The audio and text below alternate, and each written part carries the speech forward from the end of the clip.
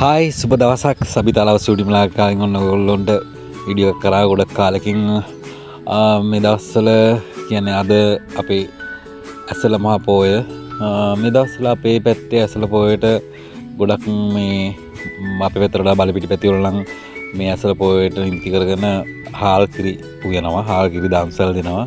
ඉතින් අපිත් හිතුවා අපි ගෙදර පොඩියට කිරි ටිකක් උයන්න. ඉතින් මේ තියෙන්නේ අපි ගෙදර උයන කිරි එක තමයි. මම ඔයාලට කියන්නම් මේ කිරි එක හදාගන්න තාලේ. මම මේකට කිරි වලට ගත්තා හාල් පිටි කිලෝ 1යි.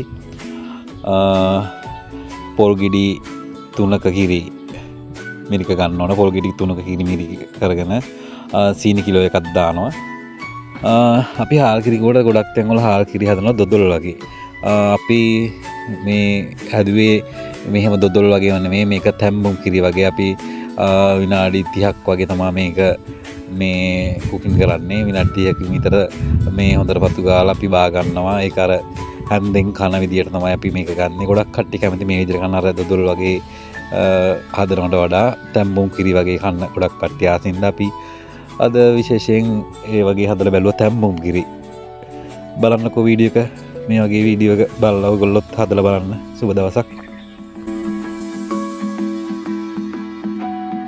ඉතින් ඔයගොල්ලෝ වීඩියෝ එක බලන ගමන් මගේ YouTube නාලිකාව සබිතාලාව ස්ටුඩියෝ නාලිකාව subscribe කරලා bell icon එක click කරලා ඉදිරියට බලාගෙන යන්න. සුබ දවසක් හැමෝටම.